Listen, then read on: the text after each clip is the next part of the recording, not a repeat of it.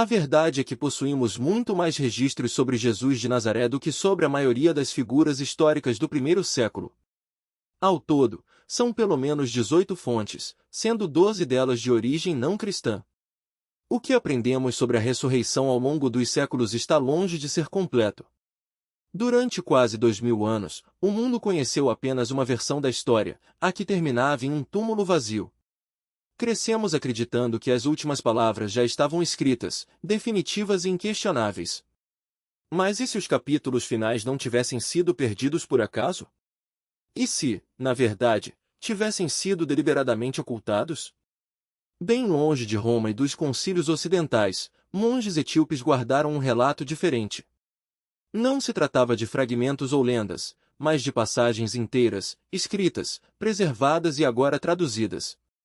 Enquanto a Bíblia do Ocidente fechava seu cânone, a Etiópia continuava lendo. Enquanto outras tradições ajustavam os textos para se alinhar a doutrinas, eles mantiveram o que não se encaixava. O resultado é uma narrativa da ressurreição que não serve para acalmar instituições, mas para questioná-las. Não estamos falando de acrescentar notas de rodapé às escrituras. Trata-se de uma versão dos fatos que redefine o significado da ressurreição, o que Jesus fez após a morte e por que esse conhecimento nunca deveria ter se espalhado. O Ocidente herdou um desfecho seguro. A Etiópia preservou um meio perigoso. Essas traduções não ampliam a história, elas a revelam. Elas sugerem que a ressurreição não foi uma vitória discreta, mas um ponto de virada escondido à vista de todos. E agora, justamente quando as pessoas começam a questionar tudo o que lhes foi ensinado, essas palavras ressurgem. O que esses textos revelam abala as bases da própria narrativa. A Bíblia que nunca foi reduzida.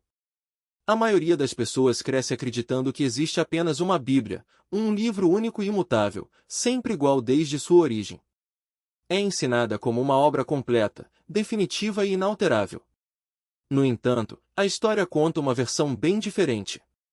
Muito antes de as igrejas modernas decidirem o que deveria ser incluído ou excluído, as comunidades cristãs utilizavam diversos textos, cartas e ensinamentos. Alguns foram debatidos, outros valorizados, e alguns acabaram desaparecendo com o tempo. A Igreja Ortodoxa Etíope seguiu um caminho distinto. Em vez de restringir suas escrituras ao longo dos séculos, manteve uma coleção muito mais ampla. Uma das maiores e mais antigas da África, essa igreja enfrentou recentemente uma divisão interna que gerou semanas de tensão, conflitos e até restrições ao uso de redes sociais. Seu cânone bíblico contém 81 livros, 15 a mais que a Bíblia protestante e 8 a mais que a católica. Esses livros adicionais não são invenções recentes nem escritos marginais da Idade Média. Muitos já eram conhecidos pelos primeiros cristãos nos séculos iniciais após a vida de Jesus, muito antes de os concílios eclesiásticos definirem o que seria considerado escritura oficial. Enquanto as igrejas ocidentais gradualmente reduziam seu cânone, muitas vezes em nome da clareza, unidade ou controle, os monges etíopes fizeram o oposto. Eles copiaram tudo meticulosamente, à mão, geração após geração. Mesmo quando o mundo exterior mal sabia de sua existência, esses escribas transmitiram os textos adiante, enfrentando invasões, guerras civis, secas e longos períodos de isolamento em relação à Europa e ao Oriente Médio. Em mosteiros de pedra e igrejas nas montanhas, esses manuscritos não eram tratados como leituras opcionais, mas como memória sagrada.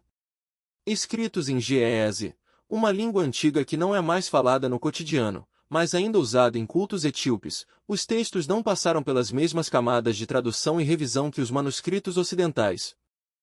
Como o ge'ez permaneceu como língua sagrada e protegida, os escritos não foram constantemente atualizados para se adequar a novos poderes políticos ou estruturas eclesiásticas.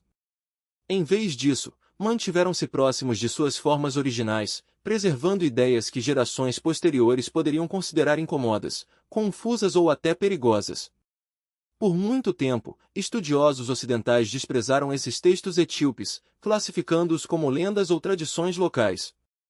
Muitos acreditavam que haviam sido copiados tarde demais para terem relevância. Mas a ciência acabou desmentindo essa visão. A datação por radiocarbono revolucionou o debate. Manuscritos como os Evangelhos de Garima, encontrados em mosteiros etíopes, foram datados entre os séculos IV e VII. Isso os torna alguns dos mais antigos registros cristãos sobreviventes no mundo, mais antigos, em alguns casos, que cópias europeias que influenciaram profundamente a teologia ocidental. Essa diferença é mais significativa do que parece. Quando uma narrativa sobrevive sem cortes, ela mantém suas arestas. Preserva ideias que não se encaixam em sermões simplificados ou lições fáceis. Guarda perguntas em vez de respostas prontas. E conserva momentos que editores posteriores talvez preferissem suavizar ou ignorar. O cânone etíope faz exatamente isso. Ele preserva material que desafia a compreensão tradicional sobre Deus, a autoridade e a alma humana. Uma das diferenças mais marcantes aparece no tratamento da ressurreição. Nas Bíblias ocidentais, o evento é descrito de forma breve. Jesus ressuscita, aparece algumas vezes aos discípulos e ascende aos céus. O foco logo se volta para o céu, a salvação e o nascimento da Igreja. Já na tradição etíope, a ressurreição não é um desfecho rápido, mas uma continuação, um ponto de virada que se desenrola ao longo do tempo, não um momento isolado que encerra a história. De acordo com esses textos preservados, os dias após a ressurreição têm um peso enorme. Não são lacunas ou dias vazios, mas um período repleto de ensinamentos, preparações e advertências. É nesse intervalo que questões sobre vida, morte e autoridade espiritual são abordadas de maneira mais direta. No entanto, na maioria das versões modernas, esse espaço é quase ignorado. Essa omissão é justamente o foco das recém-traduzidas passagens etíopes. Elas trazem de volta a atenção para dias que a maioria das pessoas nunca conheceu, dias que não foram apagados na Etiópia, apenas ocultos do resto do mundo. À medida que esses textos são traduzidos e estudados hoje, não estão acrescentando nada novo. Estão restaurando algo antigo, algo que nunca foi encurtado, editado ou suavizado para se encaixar em uma narrativa mais simples. E é por isso que essas traduções provocam reações tão profundas. Elas sugerem que a ressurreição não foi apenas um fim, mas um começo que continuou na Terra, moldando ideias que muitos fiéis nunca deveriam ter visto. Na maioria das leituras ocidentais da Bíblia, a história da ressurreição de Jesus é curta, simples e reconfortante. Ele aparece brevemente aos seguidores, diz algumas palavras de paz e sobe aos céus, deixando para trás uma sensação de esperança e encerramento.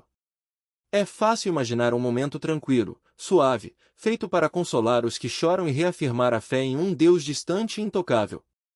Mas os textos etíopes sobre a ressurreição, agora sendo traduzidos após séculos de sigilo, contam uma história radicalmente diferente, complexa, urgente e transformadora como nunca se imaginou. Que cada palavra proferida, cada escolha feita e cada desejo alimentado deve ser examinado com rigor, pois é através desses pequenos atos que o vento da corrupção encontra brechas para se instalar. Não se trata de uma vigilância obsessiva, mas de um estado constante de atenção amorosa, como quem cuida de um jardim, removendo ervas daninhas antes que se alastrem. A metáfora do túmulo ambulante não é uma condenação, mas um alerta.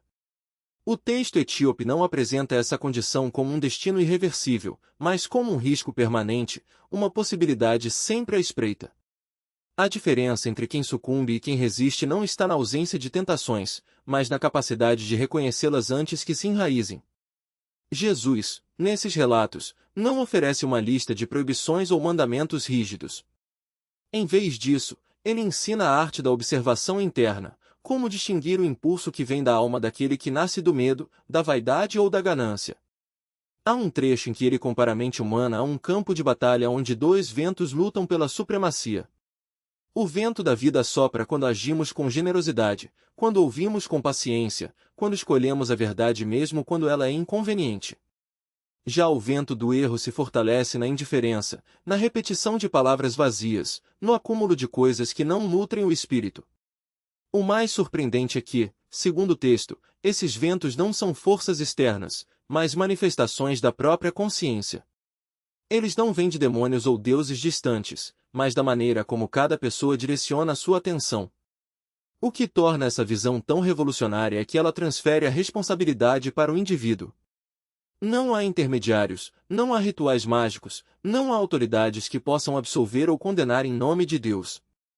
A salvação, ou a queda, depende inteiramente da qualidade da atenção que cada um dedica a si mesmo. Jesus, nesses escritos, não aparece como um juiz, mas como um mestre que ensina a ver. Ele não promete milagres, mas clareza. Não oferece perdão automático, mas a chance de recomeçar a cada instante, desde que haja disposição para enxergar. Essa abordagem subverte a ideia de que a fé é algo que se recebe passivamente. Pelo contrário, ela exige um engajamento ativo, quase como um treinamento espiritual. O texto descreve exercícios práticos, momentos de silêncio para observar os próprios pensamentos, a análise das motivações por trás das ações, a prática de falar apenas o que é verdadeiro e necessário. Não são técnicas místicas, mas ferramentas para desenvolver uma percepção mais aguçada do que se passa dentro de si. O mais intrigante é que essa visão não se limita ao indivíduo. Os escritos etíopes sugerem que o vento da corrupção não afeta apenas pessoas isoladas, mas comunidades inteiras. Quando um grupo se deixa levar pela ganância, pelo dogmatismo ou pela sede de poder, o vento do erro se espalha como uma epidemia, corrompendo relações, instituições e até mesmo tradições. Jesus, nesses relatos, não se preocupa apenas com a salvação pessoal, mas com a saúde espiritual da coletividade. Ele alerta que uma sociedade que perde a capacidade de discernir entre o que nutre e o que corrompe está fadada a se tornar um túmulo ambulante em escala maior, um sistema onde as pessoas vivem, trabalham e rezam, mas já não sabem mais por quê.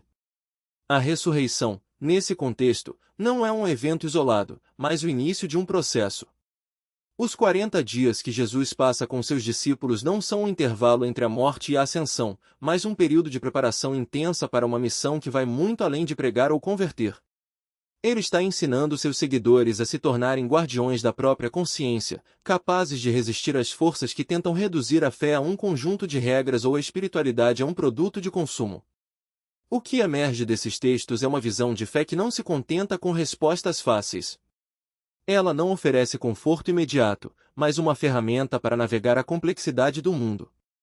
Não promete uma vida livre de conflitos, mas a capacidade de enfrentá-los com lucidez. E, acima de tudo, não permite que o divino seja monopolizado por instituições ou líderes, pois coloca a conexão com o sagrado diretamente nas mãos e no coração de cada pessoa.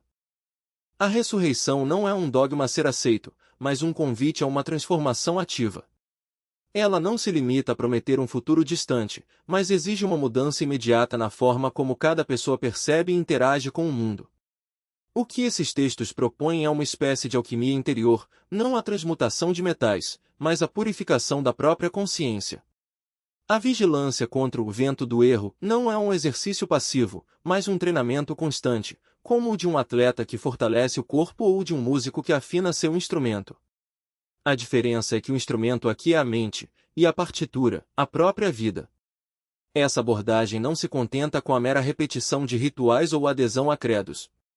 Ela exige que o indivíduo desenvolva uma sensibilidade aguçada para discernir o que é autêntico do que é ilusório, o que nutre do que corrompe.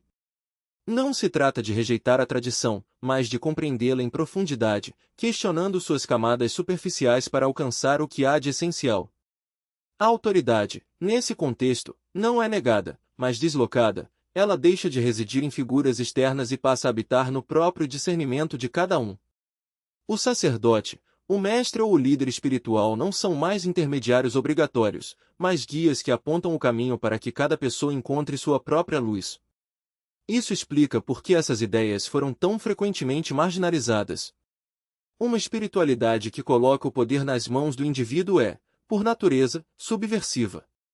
Ela ameaça estruturas que dependem da obediência cega, da dependência emocional e da submissão a hierarquias rígidas. Quando as pessoas aprendem a confiar em sua própria capacidade de discernimento, elas se tornam menos suscetíveis à manipulação. Elas deixam de ser rebanhos e passam a ser agentes de sua própria jornada.